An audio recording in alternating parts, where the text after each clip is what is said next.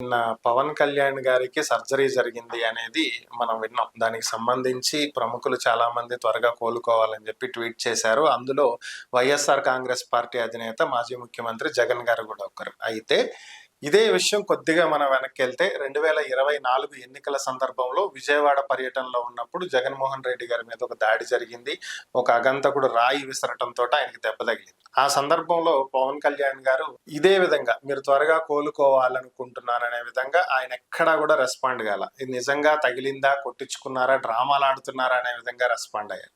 మరి ఆయన రెస్పాన్స్ కి ఈయన రెస్పాన్స్ కి ఉన్న తేడాని మీరే విధంగా చూస్తారు? ఒకటి సార్, రాజకీయంలో అసెంబ్లీలో కూర్చున్నంత వరకే ప్రభుత్వం ప్రతిపక్షం సార్. బయటకు వచ్చాక రాజకీయాలు స్నేహభావంతో ఒక సంతృప్తికరంగా ఉండాలని మనస్ఫూర్తిగా కోరుకునే ఓటర్లలో మేము కూడా సార్.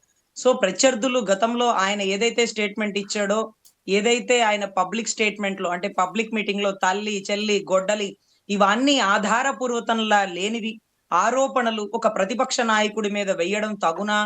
అప్పట్లో ముఖ్యమంత్రి గురించి ఒక ప్రతిపక్ష నాయకుడిగా ఉండి ఆయన మాట్లాడడం కరెక్టా అంటే అది మనం మాట్లాడలేమండి. ఒకవేళ జగన్ గారు పోలవరంలో డబ్బులు తిన్నారు, ప్రాజెక్ట్ ని దారి మళ్ళించినారు, లేకపోతే పథకాల్లో డబ్బులు తీసేసుకున్నారు, లేకపోతే ఇంకోటి, ఇవి కదా మనం మాట్లాడుకోవాలి.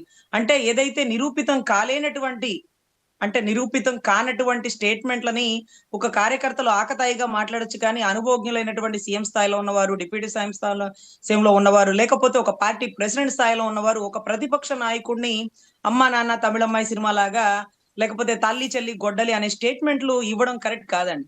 అదే విధంగా ఇవాళ రోజు ఆయనకి నిన్నటి రోజు ఏదో జరిగినటువంటి సర్జరీకి రాష్ట్ర ప్రజలు మొత్తం నిజంగా అందరూ చాలా ఆలోచిస్తున్నారు, అందరూ చాలా బాధపడుతున్నారు. అదే విధంగా ప్రతిపక్ష నాయకుడైనటువంటి గౌరవ్ జగన్ రెడ్డి గారు కూడా ఒక ట్విట్టర్ లో పోస్ట్ పెట్టినట్టున్నారు, ఆయన తొందరగా కోలుకోవాలని. ఇది రాజకీయం ఇలా చేద్దాం, ఇలాగే చేద్దాం, ఇలాగే ఉండాలి కూడా. గతంలో కూడా ఇలాగే ఉండేదండి. కానీ ఇప్పుడే ఒకరికొకరు కుట్ర కోణంతో ఒకరి గురించి ఒకరి వ్యక్తిగత విషయాలు, ఒక వ్యక్తి ఒక ప్రశ్న సంధించినప్పుడు దానికి ఆన్సర్ చెప్పలేని వ్యక్తే ఆ వ్యక్తి యొక్క వ్యక్తిగత విషయాల్లోకి వెళ్తారు. ఎందుకు ఇన్ని కోట్లు అప్పుడే అప్పు తెచ్చేసినారంటే కోట్ల గురించి మాట్లాడాలి. నీ చెల్లి వాటా ఎప్పుడు ఇస్తావు? నీ చెల్లికి వాటా ఇవ్వలేదంట కదా, నీ చెల్లికి కొట్టావట కదా, లేకపోతే ఆ గొడ్డలి బాబాయ్ గారి గొడ్డలి ఎక్కడుందట కదా, ఇవి మనకెందుకు? ఇవి సిబిఐ సిట్టు అధికారులు జీతాలు తీసుకొని ఎంతో కష్టపడి తెచ్చుకున్న ఉద్యోగాలు అవి. వాళ్ళ పనులు వాళ్ళు చేస్తారు. మనం చేయాల్సింది పరిపాలన.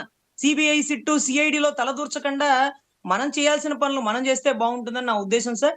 సో పవన్ కళ్యాణ్ గారు తొందరగా ఆరోగ్యంగా కోలుకొని బయటికి రావాలని, మళ్ళీ ఇదే గొప్ప రాజకీయాల్లో చక్కగా ఇదే రకమైన వైఖరి ప్రభుత్వంలో ఉన్నా ప్రతిపక్షంలో ఉన్నా నాయకుల గురించి వాళ్ళు చేసినటువంటి తప్పుల్నే ప్రశ్నిద్దాం, కానీ వాళ్ళ వ్యక్తిగత విషయాల్లోకి ఏ రాజకీయ నాయకుడు విషయాల్లోకి పోకూడదని ఒక ఓటర్ గా, ఒక లాయర్ గా నా వినతి పూర్వక విన్నపం సార్. థ్యాంక్ యూ రజనీ గారు. ఈ అంశాల మీద మీ విశ్లేషణ అందించినందుకు ధన్యవాదాలు.